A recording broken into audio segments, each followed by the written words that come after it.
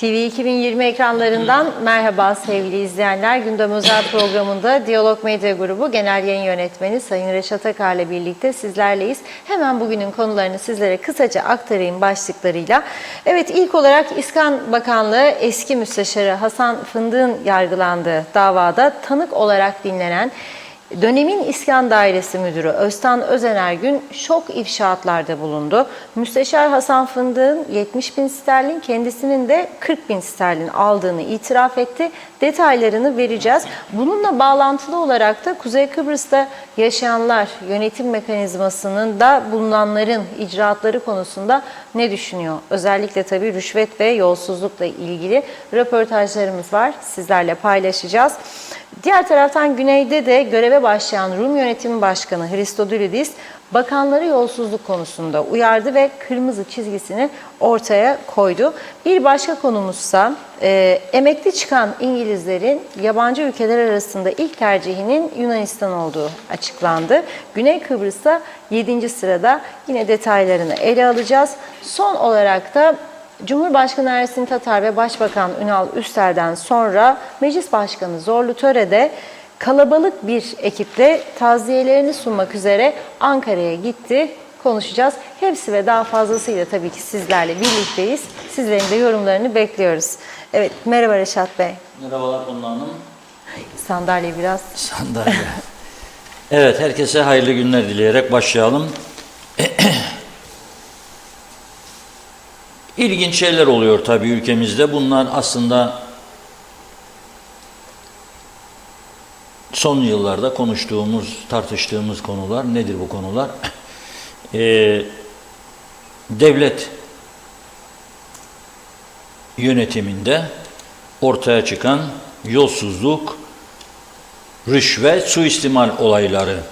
Tabii geçmiş yıllarda bunlar ciddiye alınıp yargıya taşınmadığı için birçok olay bu bazı insanları cesaretlendirmiş olabilir. Çünkü hem Kuzey Kıbrıs'ta cezalar yetersiz hem de dediğim gibi önemli rüşvet, yolsuzluk, suistimal olaylarının yargıya intikalinin engellenmesi siyasi merciler tarafından tabii ki sonradan gelenleri cesaretlendirmiş olabiliyor. Mesela elektrik kurumuyla ilgili, bakın elektrik kurumu şu anda 150 milyon TL civarında ayda zarar ediyor her ay. Ama bizim itfaiyemizin, sivil savunmamızın bir merdiveni yok.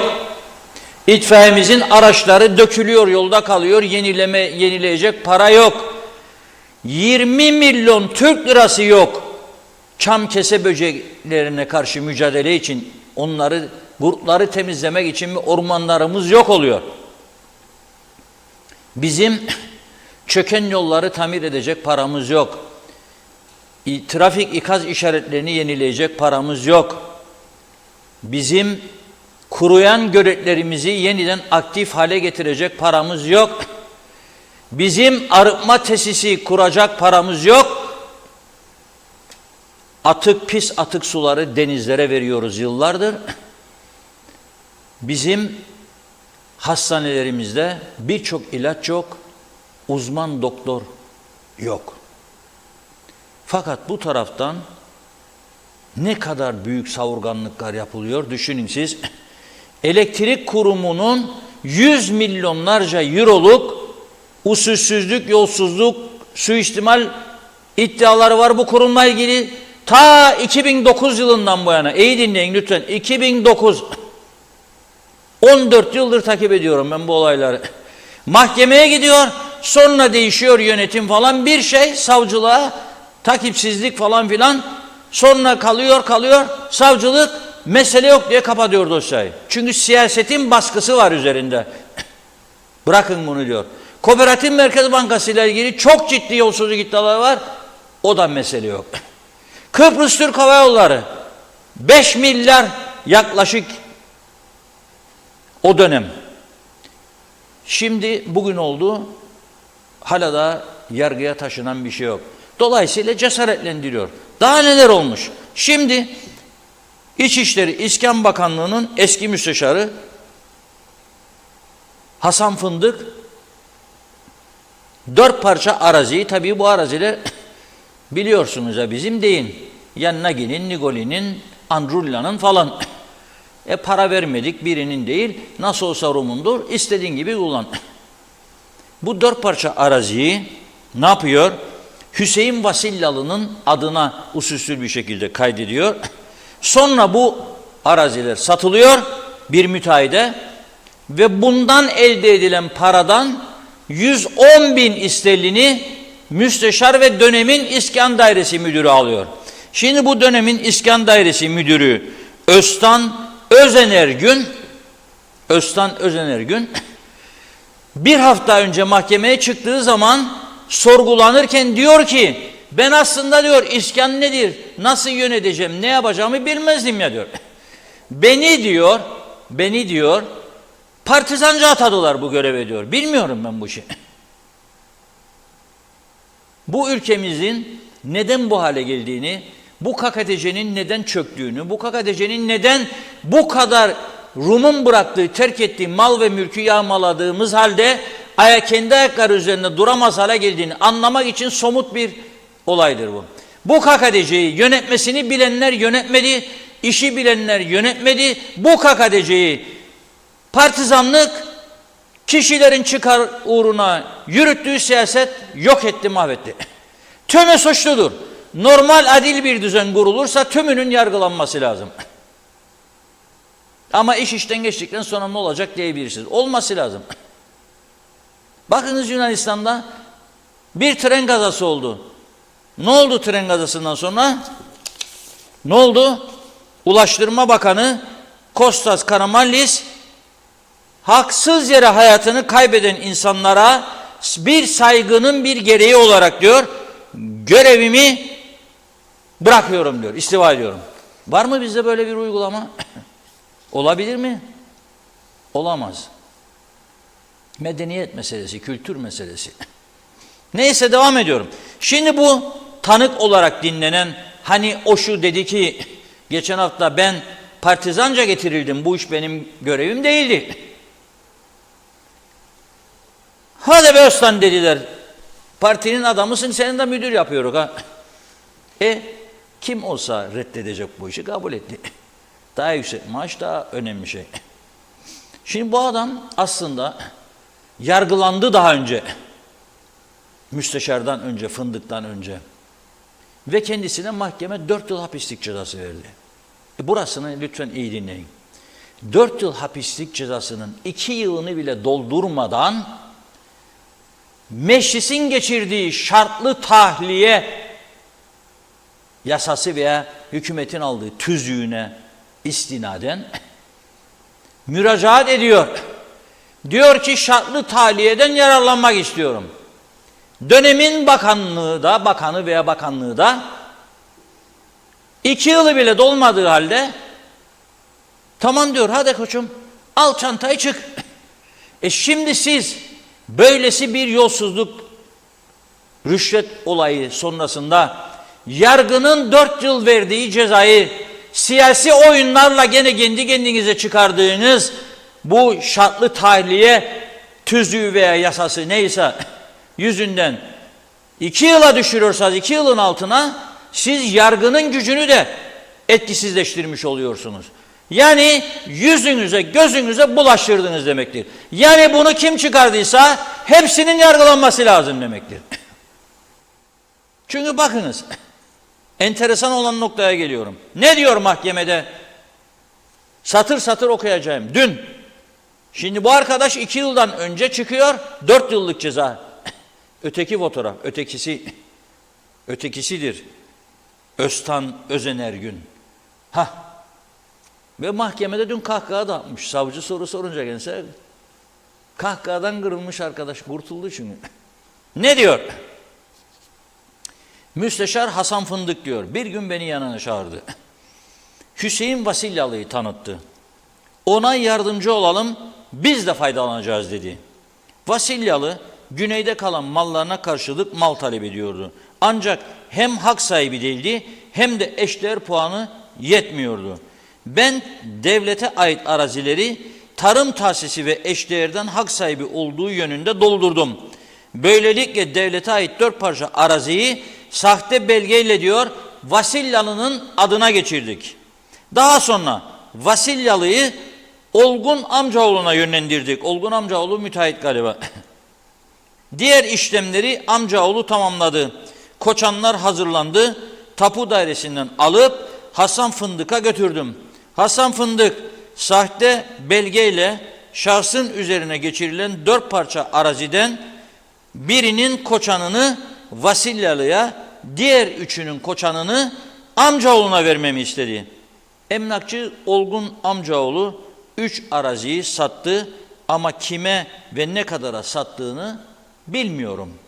Amcaoğlu size 110.000 sterlin vereceğim, geriye kalan da benim ve emeğimindir demiş.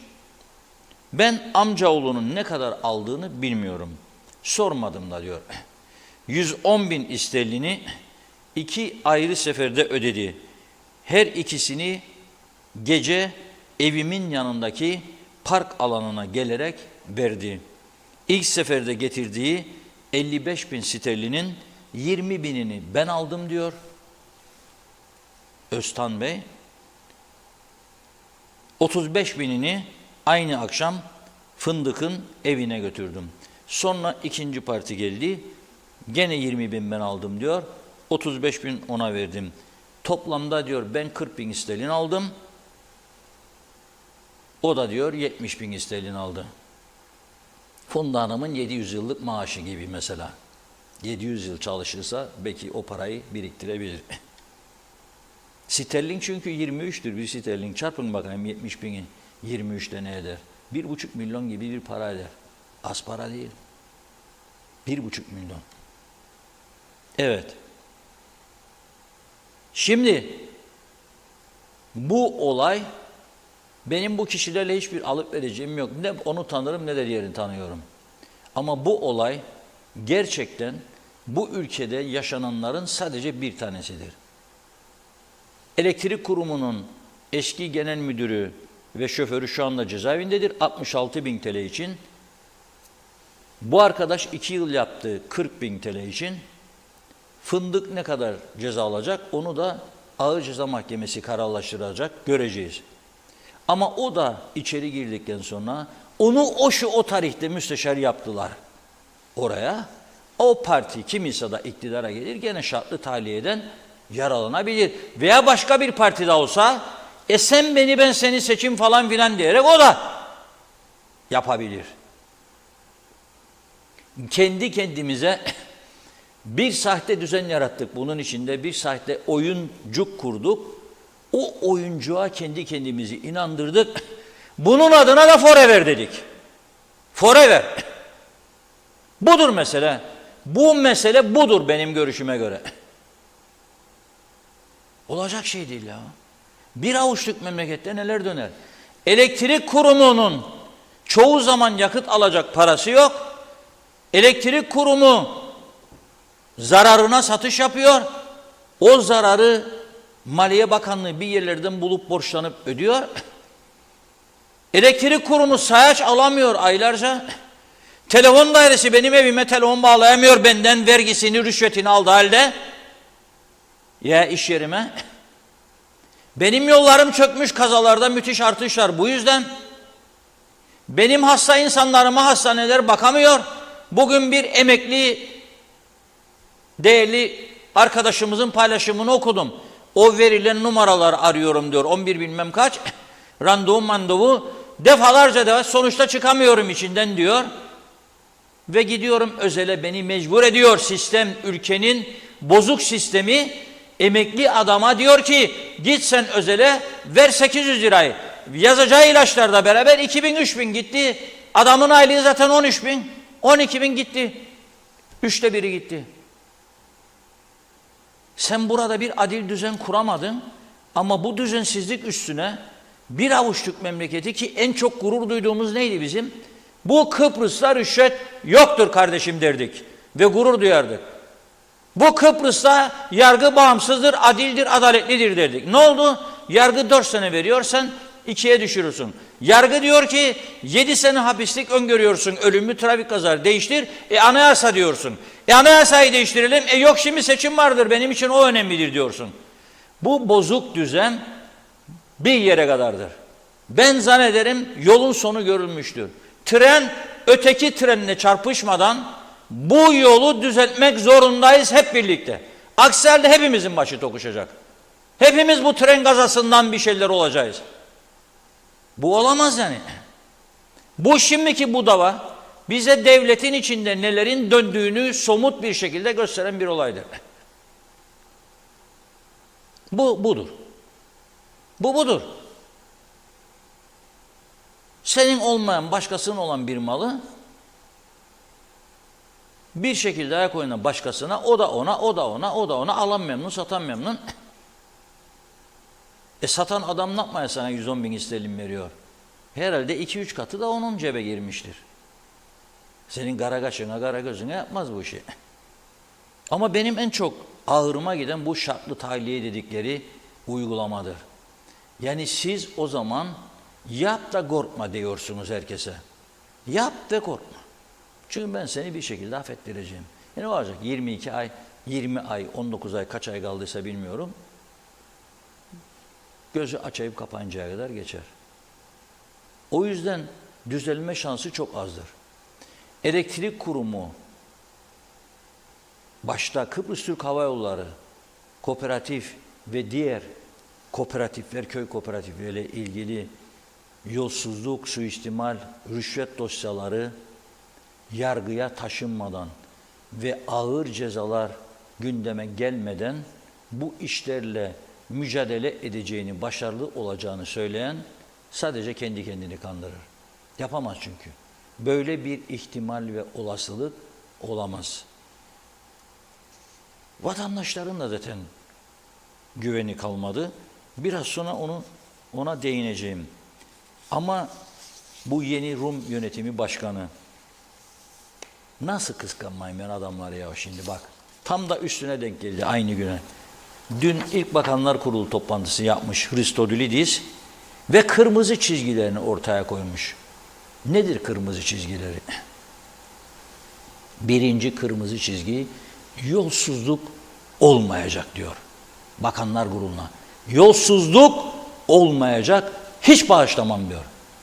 İkincisi de diyor ki bütün mal varlığınızı 3 ay içinde bana sunacaksınız. 3 ay. İlk toplantıda ele alınan maddelerden 2 tane en önemlisini söylüyorum. Yolsuzluk olmayacak diyor. Aynen ifade bu. Kırmızı çizgimdir diyor. 2, 3 ay içinde ben de diyor sizler de mal varlığımızı kamuoyuna açıklayacağız. Zengin olabilir. Rumlarda birçok bakan milletvekili zengin insanlardır. Yunanistan'ın başbakanı çok zengindir. Mitsotakis köklü aileden gelmektedir. Açıklayacaksın ama onu. Neyse mal varlığın geldiğinde açıklayacaksın. İşte iki tarafın arasındaki fark budur. Ben size daha bugün vatandaşın ne düşündüklerini de aktaracağım, röportajları da. Ayrıca bugün bu haberle ilgili olarak bizim Diyalog Gazetesi'nin web sayfasına gelen yorumları da aktaracağım biraz sonra ama görüyorum çok yorum var. Funda Hanım'la Hercan'la başlayın bir an önce diyor. Buyurun başlayın. Evet, hızlıca başlayalım. Çok teşekkür ederiz ilginize. Ayşe Ahmet iyi yayınlar dilemiş. Hakan İçok da, Mehmet Uluçaylı da kolay gelsin diyor. Mehmet Kurtulmuş da bizlerle.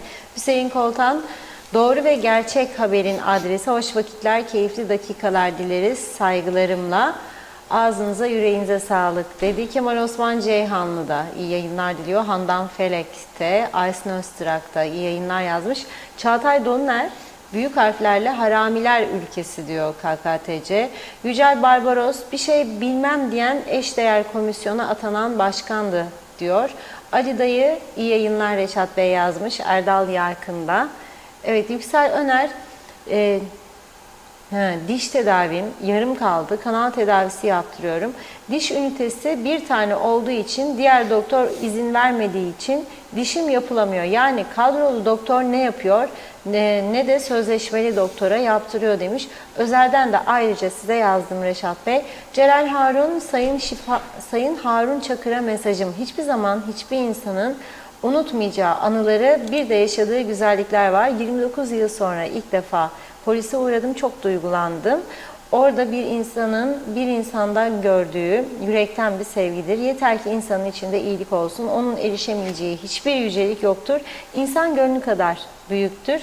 Değerli dostlarım ve meslektaşlarım, sevdiklerinizle birlikte en güzel akşamlar sizlerin olsun.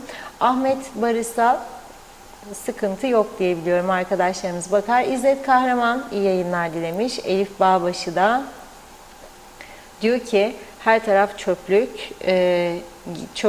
çöplüğe doğru gidiyor. Lütfen yardımcı olun demiş.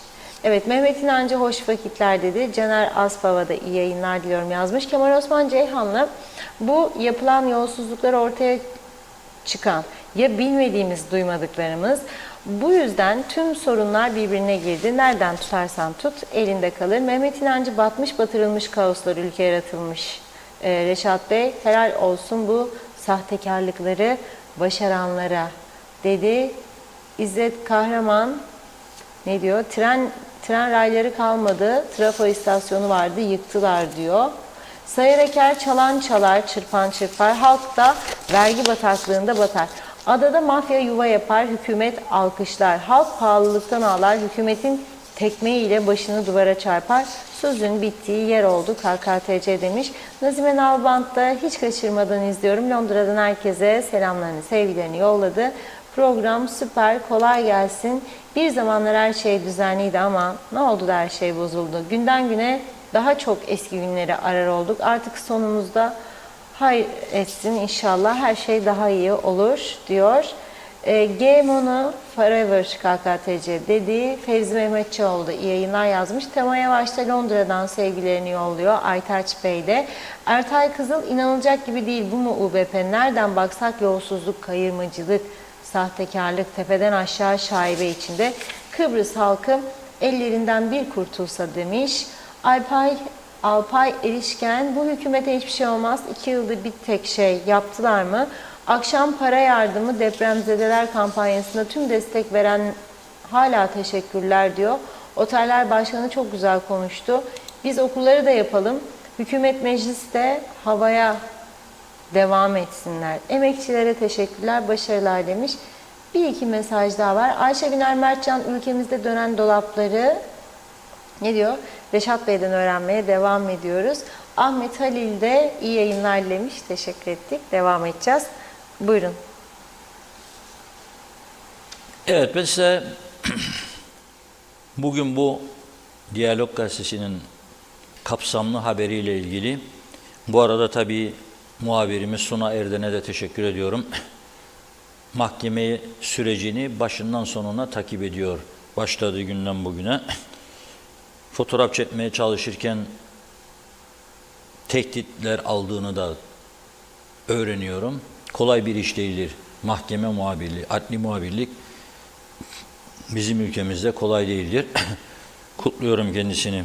Şimdi yazının altına gelen bazı mesajları okumak istiyorum size. Kırıldı bunun çok sayıda mesajlar. Bunlar diyor Yücel Barbaros, buzdağının görünen devede kulak kısmı. Bu üst makamların ve belli dairelerde çalışanların aldıkları maaş belli. Ama günün sonunda edindikleri servet, aldıkları maaşı bir kuruş yemeden biriktirseler bile elde edemeyecekleri bir servetin sahibi oluyorlar diyor. Bunların tespiti kolaylıkla yapılabilir. Selda Dereci, hiç şaşırmadım. Çünkü burasının göstermelik bir yer olduğunu biz yıllardır solcular olarak söylüyoruz diyor. Devlet dairesindeki adamlar bu usulsüzlükleri yıllardır yapıyorlar ve pişkin oldukları için hem böyle gülüyorlar hem de istifa etmiyorlar diyor. Salim Sarı, yazıklar olsun size diyor. Aslı Akı, hamma humma müdürmüş müsteşarmış diyor. Biz de sürünelim ne diyeyim diyor. Taşkın Tüccaroğlu, ne utanmazsız ama diyor hep beraber yiyecektik. Gördün mü yakalandınız diyor, başınıza geleni diyor. Bizim hükümetimiz sizi mükafatlandıracak. Mert Bölükbaşı, bu bulunan bence daha çok var ama hem de çok diyor. Kezban Cemradon maşallah maşallah diyor. Sevda Özbodurlu yazıklar olsun diyor. Mert Bölükbaşı oh oh oh hep beraber yiyelim diyor. Mustafa Şenol devletin malı deniz diyor. Mustafa Şahan nedir be 110 bin isterlincik diyor. Hüseyin Akkur ne filmler diyor. Ali Kavas bakalım daha niceleri var ve konu derinlemesine incelenmeli. Memleket parsel parsel devletten çalınarak paylaşılmıştı. Osman Sakallı bu ne ki bunun gibi daha çok büyük mammalar var mutlaka diyor. Berna İlter bunlar açığa çıkanlar diyor. Ya çıkmayanlar diyor. Türkan Akbulut devlet halktan çalıyor diyor. Pembe Şevket hiç şaşırmıyorum bu memlekette olan bitenlere. Şefika Erdoğan çözümsüzlük işine gelir. Yesinler patlayana kadar acaba rahat uyuyorlar mı diyor. Fatma Nevgül Ramiz yazık çok yazık bürokratlar bunu yaparsa diyor. Meryem Kıllı ülke diyor tuz biber koktu diyor. Mehmet Çete Reisi adalete bak diyor. Kıymetli ama devamını bekliyorum devletin içindeki tüm hırsızların böyle bir yargılanmasını görmek istiyorum diyor. Samiye Yürün daha ne rüşvet davalarını dinleyeceğiz diyor. Handan Felek yağ mı Hasan'ın böreği ye babam ye bakalım altından neler çıkacak. Rezilliğin daniskası diyor. Alev Kaya oh be diyor ne memleket.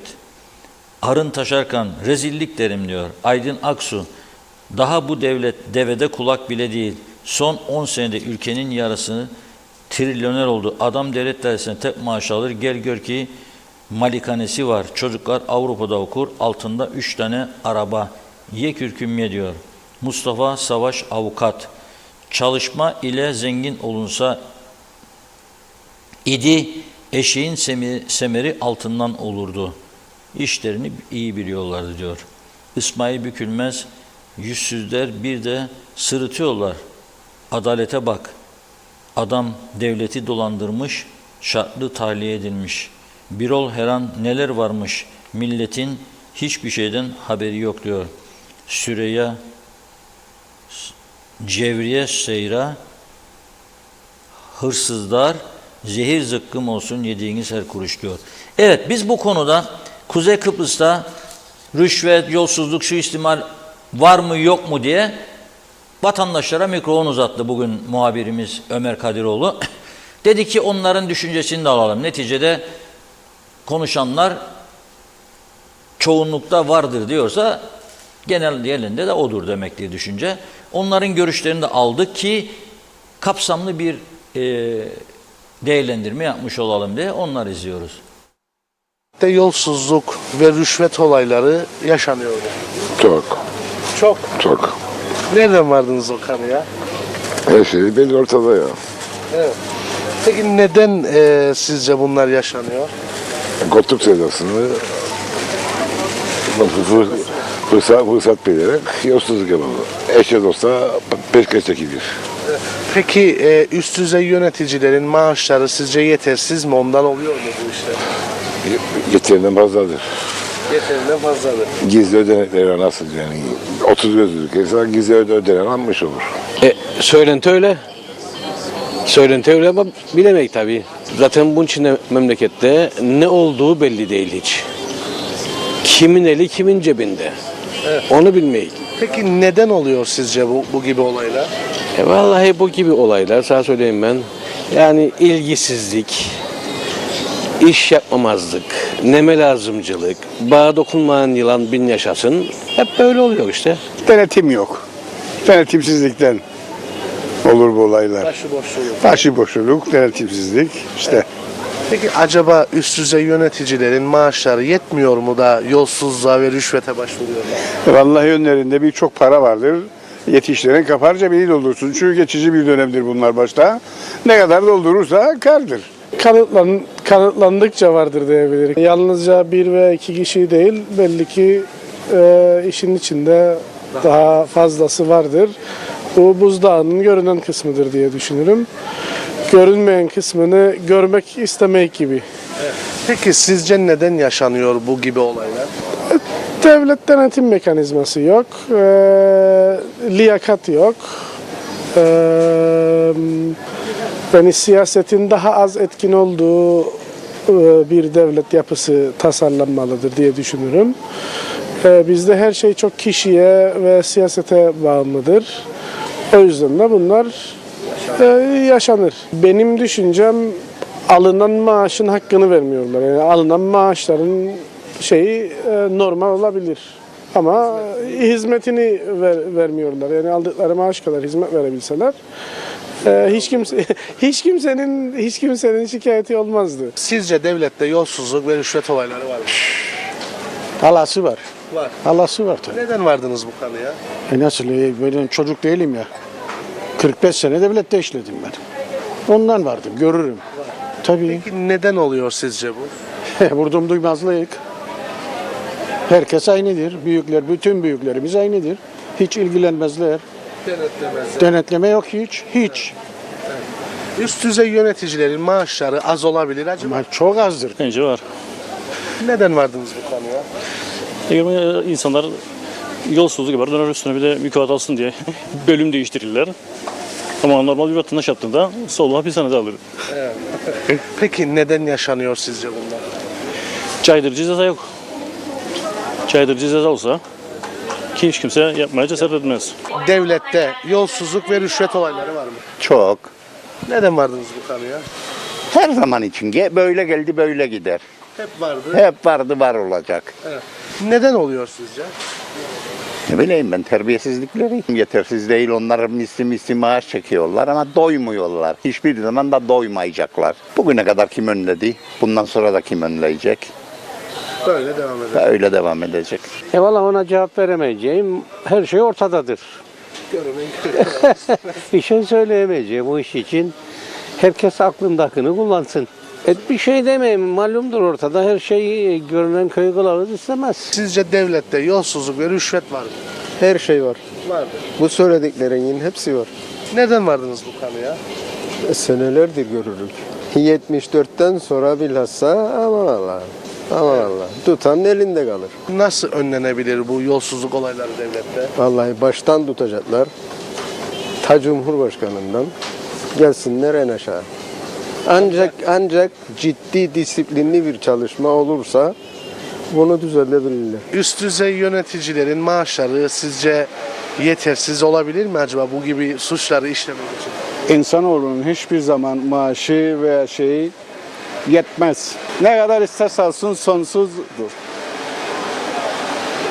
Ondan dolayı olabilir mi acaba bu yolsuzluk işleri? Gözü doymayanlar her zaman bayrağın ucuna ister uğraşsın. Nasıl önlenebilir? Denetim. Denetim yaparak. Evet. Denetim olsa da insanlar eğer gerçekten de yolsuzluk yapmak isterse o zaman yapabilirler. Çünkü biz hepimizin dikkat etmesi lazımdır. Yani buna müsamaha gösterilmemesi lazım bütün insanların. Herkes kendi haklarını alıyor ama bu tabii tamamen kişilere bağlıdır. Kişi eğer bunu daha fazlasını kazanmak istiyorsa ona göre yönelir. Yani bu şahsa bağlıdır.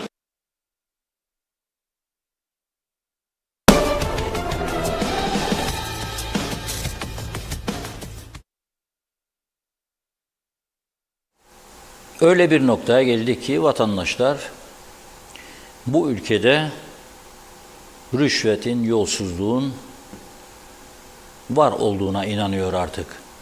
Yani yoktur deseniz de kimse buna inanmıyor. Öyle bir noktaya geldi ki vatandaş artık buna kendini inandırmış. Çünkü bakıyor ki işler iyi gitmiyor. Yani bir devletin bu bir ilk olsa yani müsteşar olayı anlayacağım. Ama bu bir ilk değil. Müsteşar ve müdür yargılanıyor. Fakat daha açılmamış, yargıya gitmemiş çok büyük yolsuzluk iddialarıyla ilgili dosyalar var. O dosyalar yıllar geçince ileri götürülmediğinden dolayı mesele yok diye savcılık tarafından kapatılıyor. Burada sistemde bir ciddi sıkıntı olduğu anlaşılıyor. Çok ciddi bir sıkıntı var. KKTC'nin içinde bulunduğu düzen normal bir devlet düzeni değildir. Bunu çok daha iyi anlıyoruz şu anda.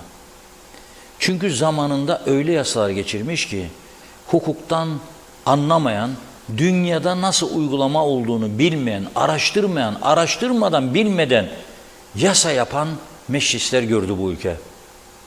Ve bu bilmeden, görmeden yasa yapan meclisler ve hükümetler sayesinde bugün burasının demokratik bir ülke olmadığı ve insanların sorunlarına çözüm getirebilecek durumda olmadığını çok daha net bir şekilde anlıyoruz.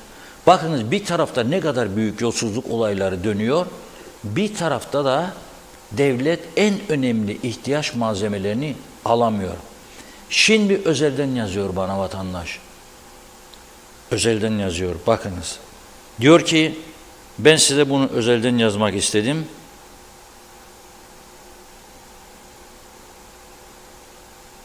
Bakınız diyor.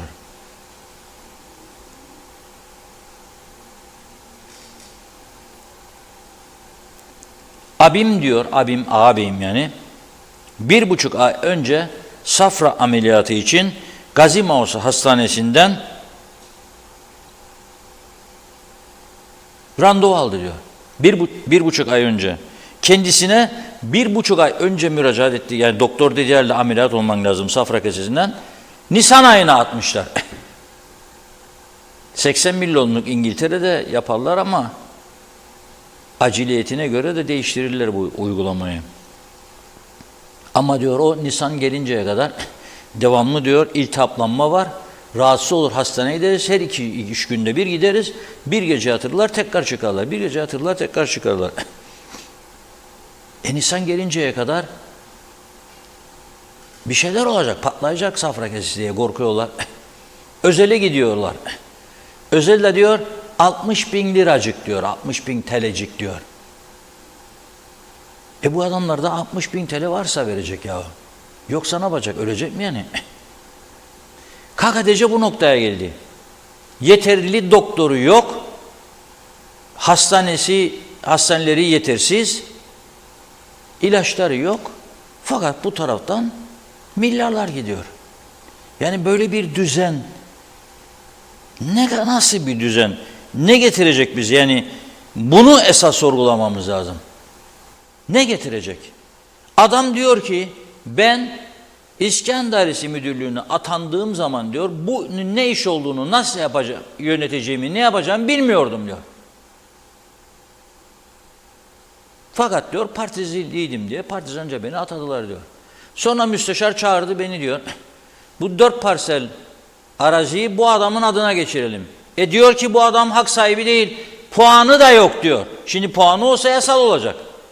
Ben onu başka bir işlem adı altında hallediyorum diyor. Sen karışma. Sen bu işlemi yürüt diyor. Yürüttükten sonra da diyor bu müteahhide haber ver diyor. Ver eline koçanlarını, tapularını yani. Bu işi bitirelim diyor. O da alıyor götürüyor. Bitiriyor. 4 tanenin bir tanesi kalıyor o adama. 3 tanesini satıyorlar. Ve bu 3 tane araziden müteahhit sattıklarından 110.000'ini müsteşarla müdüre veriyor. 55.000. 40.000 lirasını müdür alıyor. 70.000 lirasını müsteşar alıyor. Müdür 4 yıl hapislik alıyor. İlk o yargılanıyor. Tabii mahkemede yaptığı itiraflardan sonra müsteşar da yargıya çağrılıyor. Ama bu müdür 4 yıl hapislik cezası alan müdür şartlı tahliye dedikleri KKTC'ye mahsus saçma bir uygulamadan yaralanıp 2 yılı bile doldurmadan çantayı alıp cezaevinden çıkıyor. Şimdi de tanık olarak mahkemeye çıkıyor. Ve Hasan Fındık Bey yargılanırken onu orada söyledikleriyle zaten yargıdan önce suçlu olduğunu anlatıyor. O diyor bana talimat verdi diyor. Tabii karşı tarafın savunması ne yapıyor, ne yapacak, nasıl bir iddiada bulunacak göreceğiz. Bu dava daha devam edecek ama maalesef ülkemiz için iyi bir şey değildir. Bu yaşadıklarımız, bu gördüklerimiz Ve aynen güneydeki uygulama gibi bizde de görev süresince yolsuzluk, suistimal gibi olayların sorgulanmasını istiyoruz. Güney Kıbrıs'ta altın pasaport uygulaması yapılıyor. Şimdi sınırladılar Avrupa Birliği bastırdığı için. Bir pasaport ilk uygulama başladığında 500.000 euro adaya getirip bankaya yatıran 500.000 euroluk da ev alana veriliyordu. Sonra milyon oldu, 2 milyon oldu, 5 milyon oldu şu anda. Yılda 700'ü geçmemek şartıyla. Bu arada Avrupa Birliği'ne gidemeyen Çinli, Rus, ünlü mafya babaları Avrupa'ya gidemiyor çünkü pasaportu yok. Geçersiz Avrupa pasaportu yok. Serbest dolaşımdan yararlanmak için bastırıyorlar milyonları, arada rüşvetleri de pasaportları alıyorlar. Meclis Başkanı dönemin ve Şilluris denilen adam ve Akel Partisi'nin bir milletvekili de bu rüşvet olaylarının içine giriyor. Bunu El Cezire televizyonu ortaya çıkarıyor, ses kayıtlarını alıp yayınlıyor, yayınladıktan sonra iskandal patlak veriyor. Ne oluyor? Meclis Başkanı bir hafta içinde istifa ediyor görevinden ve milletvekilinden. Akel milletvekili de şu anda yargılanıyorlar. İki de üst düzey yönetici. Ne olacağını hep birlikte göreceğiz. Bu Şilluris'in meclis başkanı olanın oğlu daha önce bir trafik kazası yapıyor ve trafik kazasında suçlu bulunduğu için 1,5 yılın üzerinde bir hapislik cezasına çarptırılıyor. Ama hiçbir şey yapamıyor. Mahkemenin verdiği kararı o dönemde meclis başkanıydı ve bu daha altın pasaport iskandalı ortaya çıkmamıştı. Ülkenin ikinci adamı Cumhurbaşkanı'ndan sonra, fakat hiçbir şey yapamıyor. Oğlu cezaevine giriyor. Daha önce bir cephanelik patlaması oldu. Şimdi Rumların kullandığı isimle Mari, bizim eski kullandığımız isimle Datlusu. Orada askeri üs vardır Mari'de. Cephanelik var. Açıkta kalan cephanelik patlıyor. Oradaki elektrik santralleri de o bölgede büyük zarar görüyor. Ve bu olaydan sonra Rum ordu komutanı Kor General Yunanlı ve Rum Savunma Bakanı yargılanıyor. İkisi de ağır hapislik alıyor. Savunma Bakanı cezaevinde mahkumiyetini çekerken hayatını kaybediyor. Yolsuzluk onlarda da var. Suistimal onlarda da var. Ama ortaya çıkarıyorlar neticede ve onlar gereğini yapıyorlar. Şimdi biz burada eşit egemen diye bağırırken hiçbir yönümüzde eşit ve egemenliği savunacak durumda olmadığımızı kabul etmemiz lazım. Onlar vergileri topladıkları gibi araç ruhsatlarından yola harcıyorlar. Onlar topladıkları belediye vergileriyle saray yapacaklarına kendilerine ne yapıyorlar? Yolları tamir ediyorlar, kaldırım yapıyorlar, bisiklet yolu yapıyorlar, yeşillendirme, ağaçlandırma yapıyorlar. Güzel işler yapıyorlar. Bizler ne yapıyoruz? Bizler gösteriş. Hem istihdam hem gösteriş. Şimdi Girne'ye bir genç ve yetenekli belediye başkanı geldi, Murat Çenkul. Çok güzel işler yapmaya başladı, kendisini kutluyorum. Ama ben olsam ilk işim o belediye binasını satışa çıkarım. Hemen. O sarayı çıkarım satışa. Ne münasebet ya. Senin önemli yerlere harcayacak paran yok. Ama sen bu tarafta saray yapıyorsun kendine. Ne? Lefkoşa yaptı, ben de yaparım dedi dönemin belediye başkanı Girne'nin. O da yaptı. Bunu gördü Güzelyurt, o da yapmakta. Cumhurbaşkanı da külliye yaptırmakta. Olmaz ya. Yani olmaz bu, olmaz. Yani adam Kıbrıs gibi yerde 1,5 ay önce gidecek safra kesesi ameliyatı. Sen onu Nisan'a atacaksın. O kadar hastaneleri yoğun. Çünkü kusura bakmasınlar, sabah 9, 9.30 gidip 11, 11.30 ayrılıyor çoğu doktor. Ona göre de programını yapıyor. 2 ameliyat, 1 ameliyat, 3 ameliyat, 50 ödemeyenici, gel kliniğe 60.000. Olmaz ama.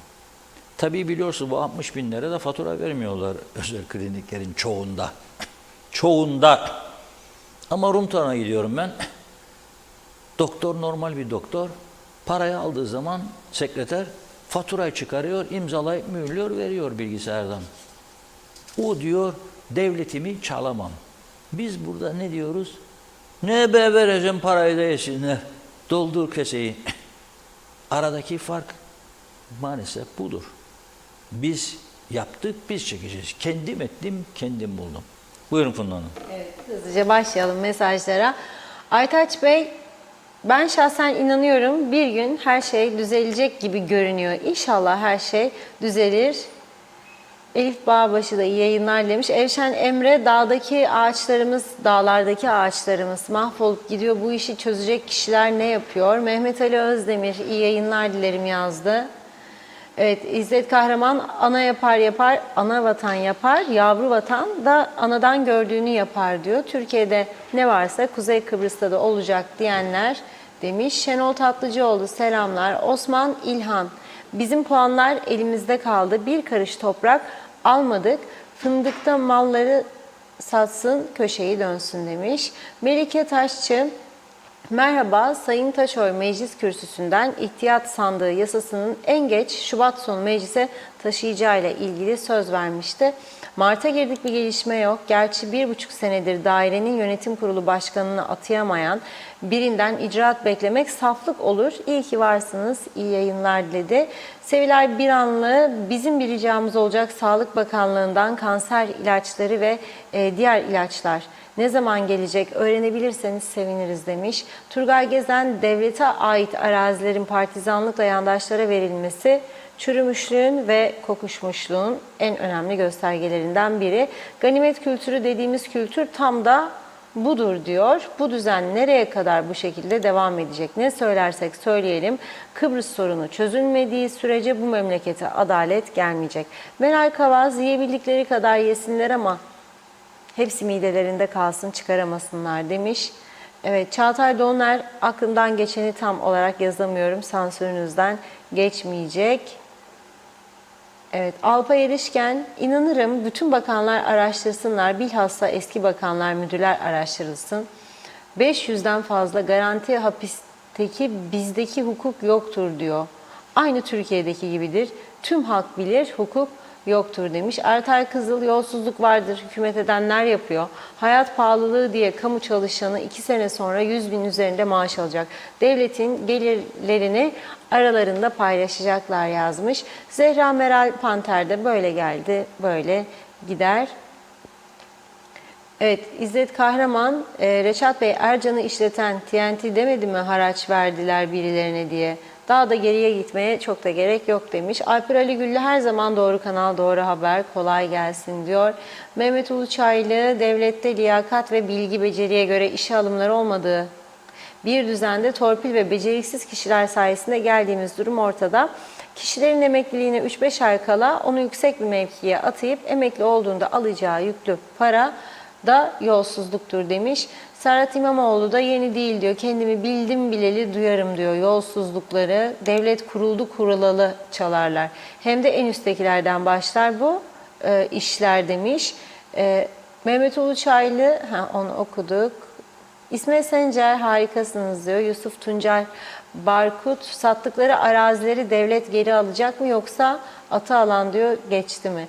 Abdullah Abdülaziz, başkanlık yapmış, yıllardır yurt dışında milletvekilliği maaşını alan, Sayın Hüseyin Özgürlü'nün yaptığı yolsuzluğu sorgulayan yok. Ne olacak bu UBP'lilerin açgözlükleri dedi. Çağatay Donlar, işin en rezil yanı yolsuzluğa karışanlar 3-5 kişiyle kalmıyor. Gelmiş geçmiş tüm siyasiler ve idarecilerin büyük çoğunluğu buna ortak ve de bu toplumun bir parçası, hala da el üstünde tutuluyorlar. Nilüfer Canova, devlet ve mış gibi yapmak işin özü bu dedi. Gültekin Bilge, biz de külliye yapıyoruz ki insanları cahilliğe sürüklemek için. Didem Türkeün, arabamın seyir seferini ödeyemiyorum bu kadar yolsuzlukların yanında. Şimdi beni bir polis durdurup dava okusa, ceza verse ne yapmalıyım? Başımızdakiler iliğimize kadar emerken biz vatandaşın karşısına lütfen kimse çıkmasın, hele hele bana diyor, lütfen demiş. Evet, bu arada bir bağlantımız var, hazırmış. Mesajlara devam edeceğiz ama öncesinde buyurun. Bağlantımız şu, dün Tarım Bakanı Sayın Dursun Oğuz, biliyorsunuz, canlı yayında programımıza katılmıştı. Telefonla arayıp bu çamkese böceği konusunda uyarmak istemişti. Dikkat edelim, çamkese böceği dediğim zaman ben birçok insanın ilgi alanına girmez. Yani aman ne yapalım falan filan, o kadar sorun varken falan. Çok önemlidir. Ormanlar gidiyor, ormanlar ağaçları yiyor kurtlar ve başka bir yurdumuz yok. Bir taraftan yangınlar, bir taraftan kurtlar ormanlarımızı yok ediyor. Bu hayati bir konudur. Üzerinde durmak zorundayız. Neden 2022 yılının yıl sonunda yapılırmış bu Ekim-Aralık dönemi ilaçlama? Bizde neden yapılmadı? Bir iddia 20 milyon TL ister, o para yoktur diye. Bunu da dün Diyalog Gazetesi'ne özel demeç vermişti. Biyologlar Derneği Yönetim Kurulu üyesi Hasan Sarp'tem. Bu konuda bir katkı koymak istedi kendisi de. Onun için Hasan Bey'le konuşalım bu konuyu. Evet Hasan Bey, merhaba, hoş geldiniz yayınımıza. Merhabalar, iyi günler, iyi yayınlar. Öncelikle duyarlılığınız için ve bu konuyu gündeme getirdiğiniz için çok teşekkür etmek istiyorum.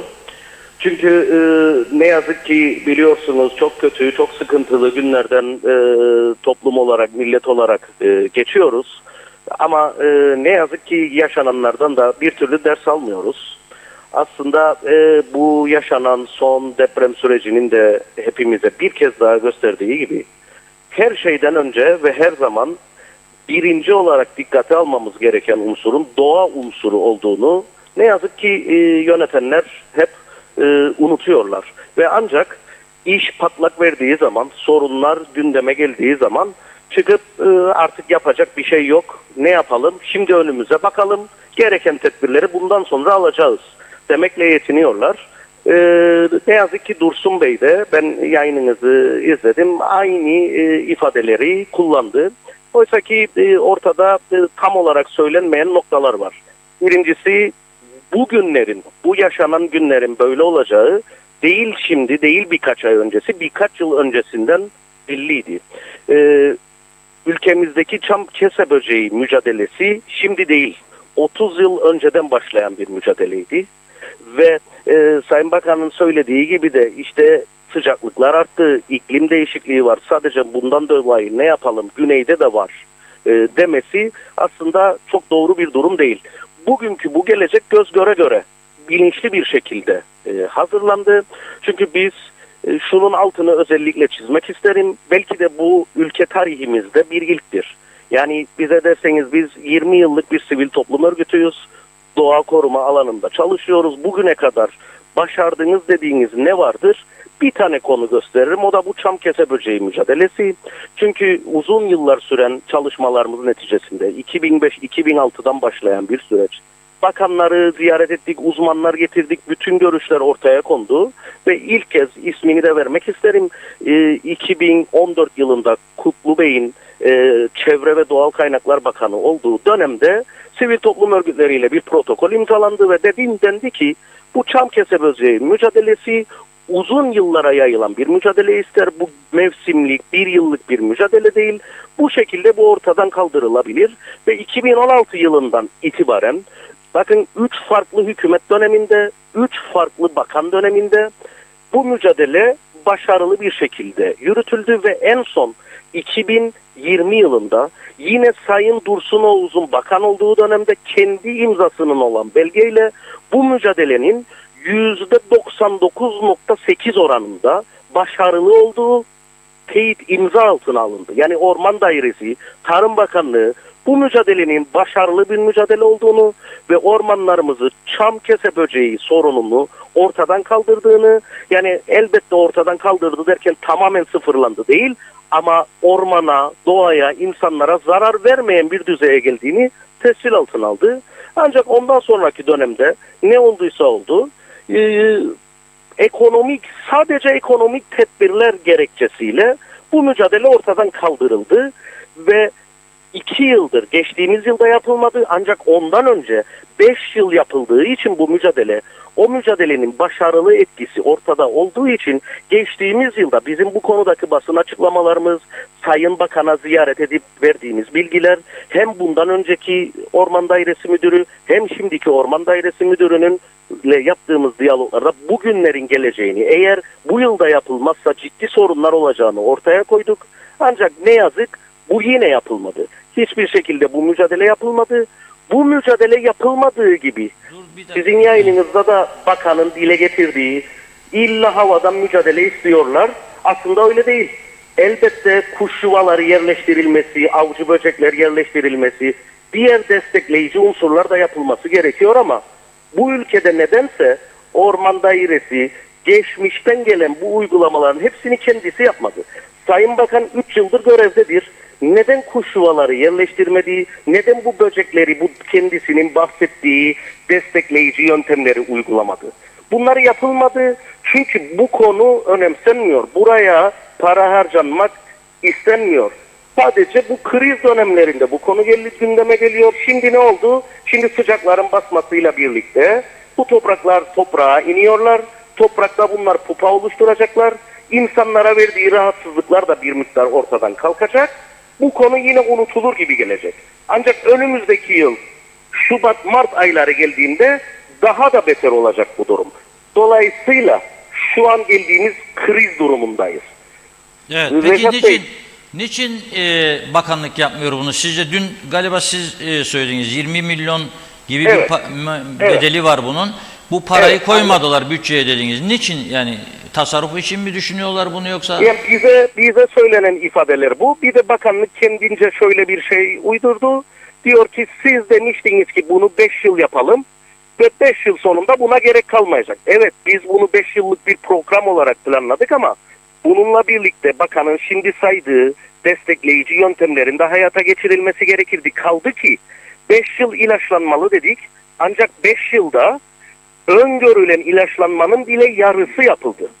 Bizim ülkemizde 25 bin hektar çam ormanı var.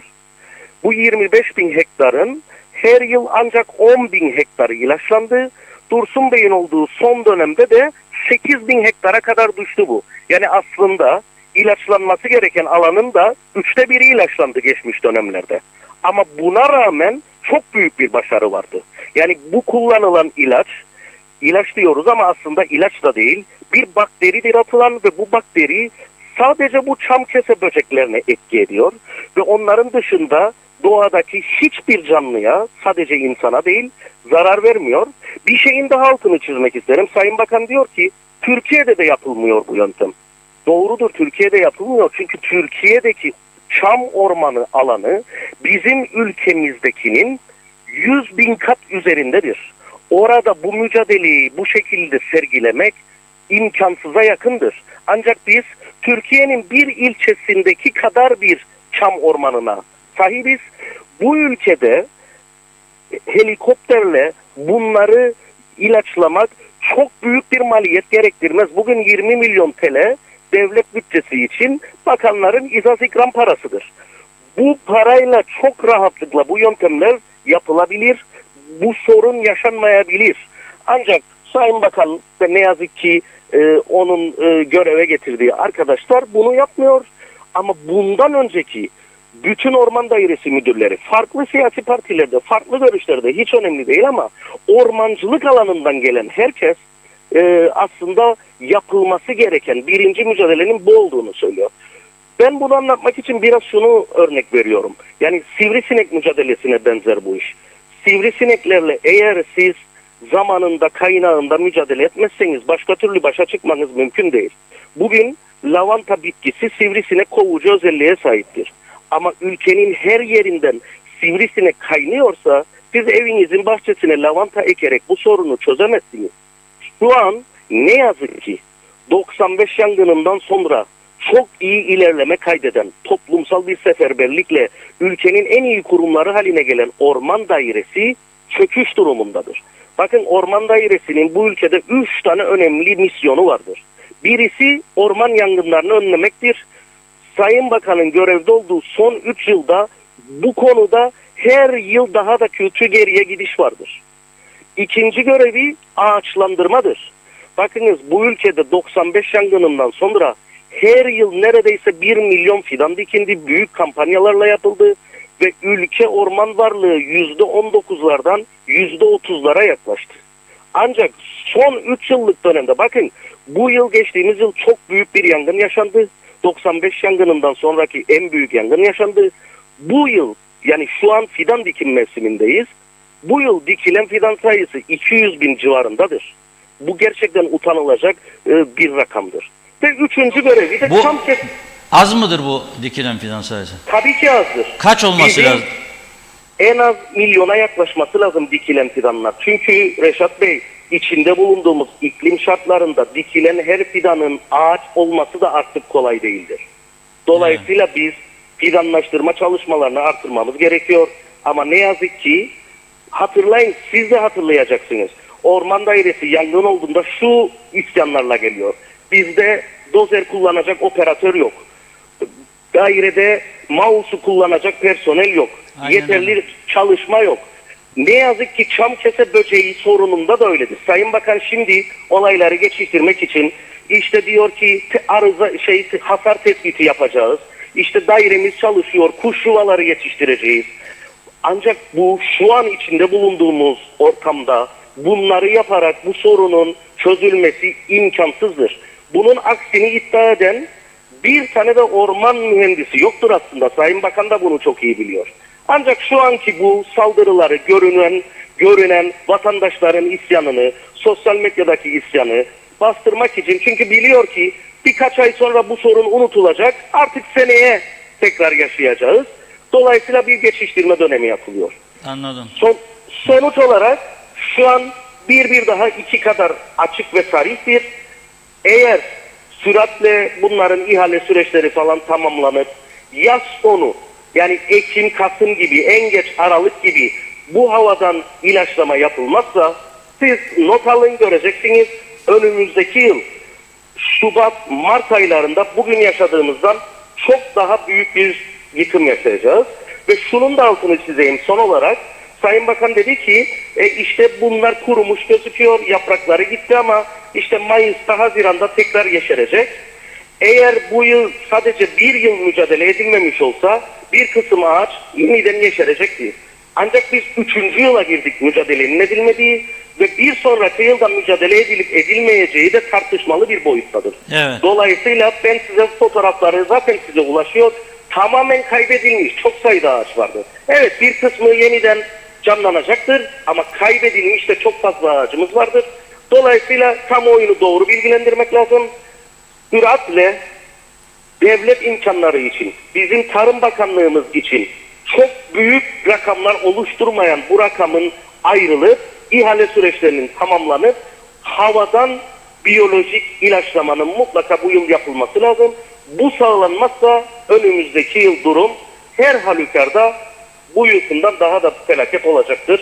Çok teşekkür ederim Sağ olun, bu fırsatı verdiğiniz için. Evet, biz teşekkür ediyoruz. Sağ olun. Zaten izleyiciye de yazıyor. Şimdi mesela Evşen Hanım yazmış, gözüme çarptı. Az önce Karmi'den indim diyor. Feci bir manzara var orada. Ağaçlar kuruyor, toplu hallediyor. Karmi İngilizlerin yaşadığı ülkemizin en gözde yerlerinden biridir. Ben de buradan diyorum ki yazıklar olsun, yazıklar olsun, yazıklar olsun. Evet, çok teşekkürler, iyi günler sizlere. Çok sağ olun, teşekkürler. Yani her tarafta ağaçlar kuruyor, en güzel ellerimiz elimizden gidiyor. Sonra da bizimdir, kimseye vermeyiz burası diyoruz. Para yokmuş.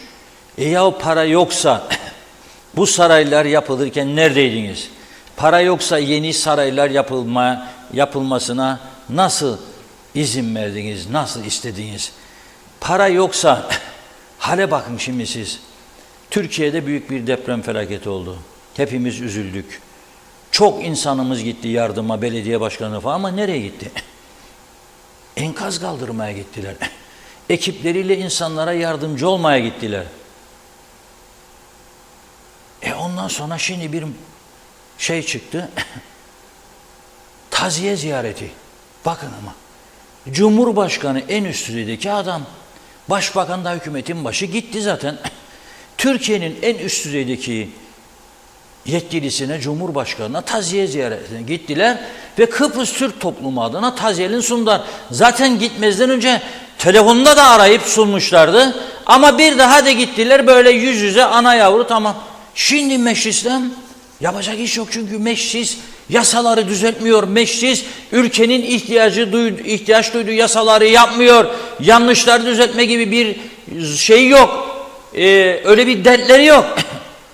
Ama şeyi çok iyi beceriyorlar. Kılıfı yaratıp geziye çıkmayı. Meclis başkanıymış, taziyelerini bildirmek içinmişmiş. Bir heyetle birlikte Ankara'ya gitmiş. Bak. Ya Cumhurbaşkanı gitti, Başbakan gitti. Ama biz de gidelim. Meclis başkanı Zorlu Töre, Meclis Başkan Yardımcısı Fazilet Özdeneve, Meclis İdare Amiri UBP Milletvekili Yasemin Öztürk, Başkanlık Divanı Üyesi UBP Milletvekili Hasan Küçük, CTP Milletvekili Şifa Çolakoğlu, Özel Kalem Müdürü İrem Uygun. Doldurmuşlar uçağa, gittiler, taziye bildireceklermiş. 6-7 kişi birden. Tabii uçağın önüne kırmızı halı da konmuştur mutlaka. Cumhurbaşkanına koydular, ona koymasa da. Ya bu gösteriş hastalığından ne zaman kurtulacağız ya? Siz Sayın Şentop'a telefon açıp üzüntülerinizi zaten bildirdiniz. Mesaj da yayınladınız ilk günden. Bu ne bu? Ondan sonra çam kese böceği. Ormanlar gidiyor, ilaca para yokmuş. Ormanlar gidiyor, ilaca para. Kanser hastası hastaneye gidiyor, ilaç yokmuş. Kalp hastası gidiyor, yokmuş. Adam ameliyat olacak, gidiyor 6 ay sonra, 5 ay sonra. Nasıl bir yönetim tarzı bu ya? Ben eminim para sıkıntısı çeken hükümet üyeleri de rahatsızdır diye düşünüyorum. Olmalıdırlar diye düşünüyorum yani bu tavırlardan. Ha, bana Kıbrıs Türk'ü ile ilgili ambargolar falan diyorsunuz. Vatan millet Sakarya nutuklar arasında. Onunla ilgili bir yabancı bir ülkede bir etkinlik yapsaydınız hak derim. O da yok. Evet Tunç Hanım, buyurun. Kaldığımız yerden hemen devam edelim. Merali Kavas, kolay gelsin sizlere.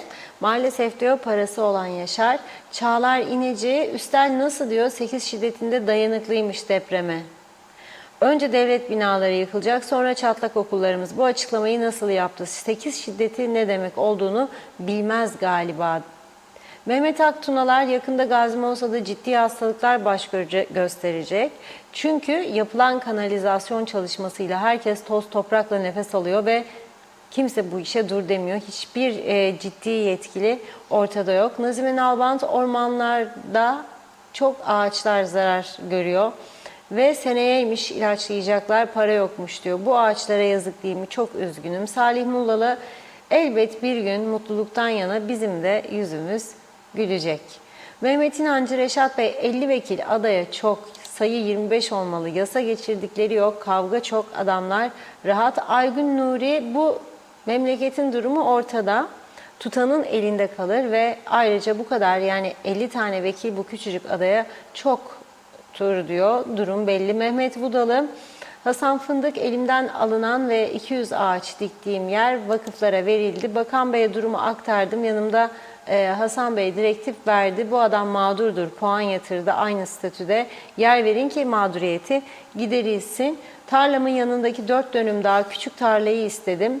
Hasan Bey, CTP MYK'sının karar veremem demiş. Ben ağaçlarımı ve puan yatırdığım tarlayı vakıflardan kirayla alıyorum. Tabii ki puanlarım da gitti. Ben o zamandan bunun alavera dalavera yaptığını duymuştum diyor. halkçı geçinenler bunlar.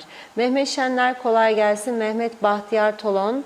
Kanun hükmünde kararname ile ülkeyi yöneten hükümet pandemi döneminde aldığı kararı hala vergi kesiyor. Bu uygulamayı uygulayanlar vatandaşın cebindeki parayı haksız olarak demiş. Anayasaya aykırı olarak alabiliyorsa ve yargılanmıyorsa devletin gücünü elinde tutanlar her zaman istediklerini hak sayıyor. Evet, Evşen Emre ormanlar kurumadan acil, bence çok acil ivedilikle müdahale edilmesi gerekiyor. Mahvoluyor, kuruyor ağaçlar. Mehmet İnancı çok merak ederim demiş. Kargalar bu böcekleri yemiyor mu? Ömer Özmen, İskele merkezde avlumda bir çam ağacı var. İlk defa bu sene kese yaptı. Ne orman dairesi bıraktım ne İskele Belediyesi. Avlumdaki çam ağacı ile ilgilenen olmadı. Şahsi ev olduğu için şahsın sorumluluğunda olduğunu söylediler. Vergilere geldi mi bir tamam isterler. Devlet yok, bakan çok, ilgilenen yok, çare üreten yok, ilaçlama yok. İşte diyor baş et bu hastalıkla. Böyle diyor başka bir ülke varsa söyleyin demiş ve KKTC bitecek, Kıbrıs Türk Cumhuriyeti kurulacak. Vay Kıbrıs Türk'ünün haline. Evet, Mustafa Özcan iyi yayınlar diledi. Emine Bodurhan da Doğan Falyalı hale bak bunca para nereye gitmiş? Beraber yedik tabii askeri ücretli ve sigorta emeklileri hariç. Bunca kaynakta eşe dosta verildi ki ortaya çıkar ya ortaya çıkmayanlar nelerdir? Alpay Erişken Tatar ve Töre korumalarını kara Mercedesleri bir aylık parasıyla ne diyor? Tüm Kıbrıs ilaçlanır. Ulus Barani KKTC'nin yeni deprem uzmanı diyor. Ünal Üster'e konuştu. Halk telaş etmesin bizim binalarımız 8 şiddetindeki depreme dayanıklıymış. Onu diyor Arif Hoca'ya havale etsek yeridir dedi. Ulus Bey devam edeceğiz. Şimdilik tamamladık. Buyurun Reşat Bey.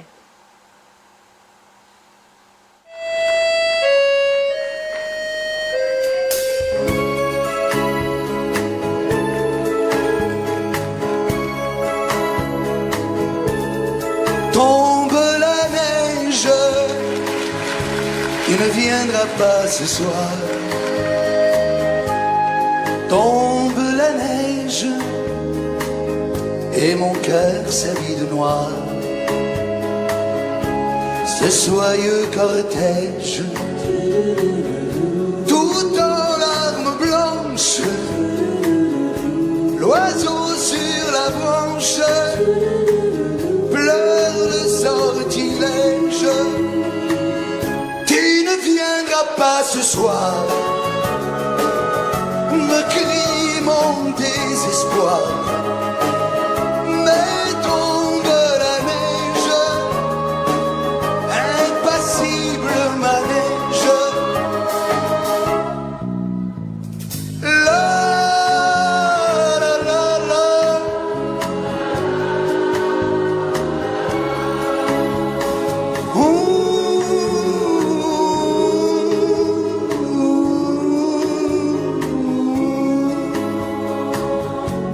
Io che ho fuori alla tava con lei, io che ho fuori sulle teva quieta, triste certitude, le froid et l'absence,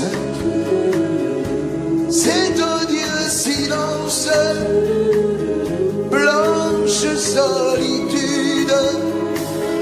Tu ne viendras pas ce soir, me crie mon désespoir, mais tombe la neige, impassible manège, mais tombe la neige, impassible manège. La la la la.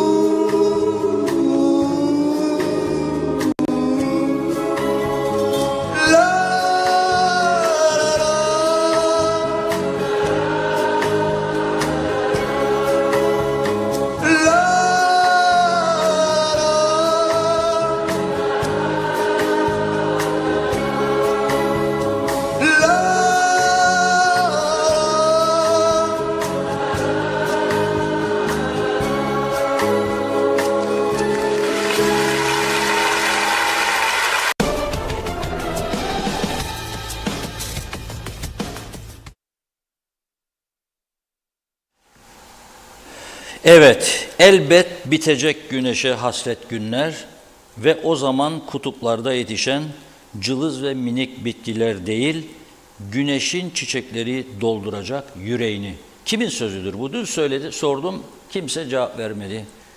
Başka birisiydi tabii, Yaşar Kemal'di dün. Bugün acaba kime ait bu sözler? Bilen varsa söylesin. Elbet bitecek güneşe hasret günler ve o zaman kutuplarda yetişen cılız ve minik bitkiler değil, güneşin çiçekleri dolduracak yüreğini. Kime ait? Şimdi biz burada deprem felaketi, Kıbrıs'ta deprem olur mu? İşte Türkiye'ye yardım yaptık ama Kıbrıs'ta hiçbir şey yok. Depremzede sayısı biri 1300, 1400, biri 1500, biri 1800, biri 5000. Onu bile bilmiyoruz tam olarak. Acayip bir ortamda taziye ziyaretleri canım falan günlük devlet ajansı ve bayrak televizyon falan filan versin. Ama bu taraftan eşit egemende bir de bakıyorum Rumlara, adamlara ya. Adamlar kaçtır gidiyorlar Brüksel'e, Avrupa Parlamentosu önünde, orada o bölgede sergi açıyorlar. Ne sergisi biliyor musunuz? Maraş sergisi, Maraş. Biz bizimdir Bodrum katında bulduk belgeleri de işte Osmanlı mirasıdır diyoruz ya. Onlar da Maraş'ın nasıl kendilerine ait olduğunu anlatıyorlar ve 74'ten beri gidemedik yani evlerine, iş yerlerine. Fakat ilginç, etkileyici bir de slogan buldular. Ortak geleceğimiz ve ortak vatanımız için hep birlikte. Slogan, serginin sloganı bu. Ortak geleceğimiz ve ortak vatanımız için hep birlikte. Kıbrıslı Türklere mesaj veriyorlar burada. Avrupa Parlamentosu'na. Şimdi burada doğru dürüst, işte birbirinden cebelleşen bir tanıtma falan filan dışişleri o yerine bunlarla uğraşan bir dışişleri sahibi olsaydık bunlara karşı bir sergi de biz yapardık. Doğrudur. Ortak geleceğimiz, ortak vatanımız için hep birlikte. Biz nereleri kaybettik? Ben Lefkoşa'nın Tahtakale bölgesinde başladı 63 olayları. Tahtakale'de 63'te göçmen olan ve bugün hayatta olan tanıdıklarıma teklif ettim. 5-6 yıl önce, 10 yıl önce hatta. Dedim ki bir belgesel yapmanız lazım. Konuşun. Hatta Tahtakale'ye gidin. Bir gün orada evlerinizin önünde bir etkinlik yapın. Şövenizm için değil. Biz buradaydık. Bizi şövenizm söktü attı buradan. Bizi ırkçılık söktü attı. Bir sesle sizlerin duysun bu yabancılar ya. Kime söylese aman bana ne. Ağlamayan çocuğa meme yoktur diye bir atasözü var. Onlar hala inançlarını yitirmeden bizimle ortak bir gelecek sloganıyla gidiyorlar Avrupa Parlamentosu önünde veya oralarda sergi açıyorlar, dikkat çekiyorlar, davalarını canlı tutuyorlar. Bunlardan kopuk, bunları hiç gündemine almayan, sadece kendi kendini yiyen, kendi kendine saldıran, kendi kendini küçümseyen bir siyaset anlayışıyla bugünlere kadar getirdiler bizi. Çok uzun gideceğini bundan sonra sanmıyorum. Bu anlayış değil. Ya toparlanıp kendimize geleceğiz ve sağlam bir çözüm için çalışacağız. Ve tabii ki kendi haklarımızı da kabul ettireceğiz. En mühimi, en önemlisi de güvenlik, garanti. Ve Türkiye'mize de yardımcı olacağız bu şekilde. Bütün uluslararası konferanslarda uğradığı saldırılardan Türkiye'yi de kurtaracağız. Ve burada Avrupa normlarına uygun bir hayat yaşayacağız. Ya da her ay trafiğe 4 kurban, zil zurna sarhoş araba kullanan, güneye geçtiğinde kemer takan, kuzeye geçtiğinde kemersiz, aşırı süratle kendini göstermeye çalışan, kendini kaybetmiş bir toplum anlayışı içerisinde sürünüp gideceğiz.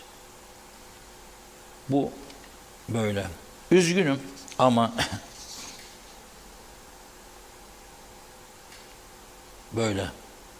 Avrupa Parlamentosu Başkanı Roberta Metsola'ya da mesaj vermişler ve bu sergiyi Avrupa Komisyon Başkan Yardımcısı Margaritis Şinaz, AB Sağlık ve Güvenlik Komiseri Stella Kyriakidou, bu tabii Kıbrıslıdır, Avrupa Parlamentosu'ndaki tüm Rum ve Avrupa Parlamentosu üyeleri de hazır bulunmuş. Bugün son bir konu daha aktararak sizlere veda etmek istiyoruz. O da nedir? İngilizler biliyorsunuz rahatına düşkün insanlardır. Çalıştığını, kazandığını harcayan, öyle istifleyip de sonra çocuğuna, toruna, torun çocuğuna falan filan öyle bir anlayışları yoktur. Zaten ezici bir çoğunluğu da hele devlet memuruyla, bankacıya, özelde normal bir memur çok işte bir 25 yılda mortgage'de ev sahibi oluyor. Sonra düşünüyor. Şimdi 68 oldu İngiltere'de emeklilik yaşı. Adam diyor ben 68'e geldiğimde zaten kaç senede yaşayacağım, iyi bir hayat lazım.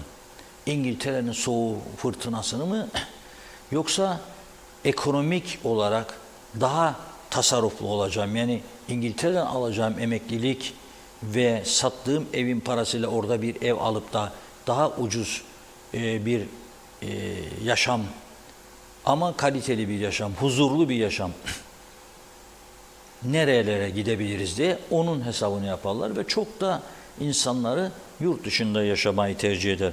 Bir araştırma yapmışlar bu konuda İngiltere'de. Emekli İngilizlerin ilk tercihi 10 ülke içerisinde bir numara Yunanistan'mış. Yunanistan'da harcamalar daha uygun, daha ve rahat var, sevdikleri bir iklim var. Güney Kıbrıs'ta 7. sırada imiş. Tabii Kıbrıs'ın kuzeyini koymazlar çünkü yasal bir statüsü yok onlarda. Kıbrıs Cumhuriyeti derler, Republic of Cyprus.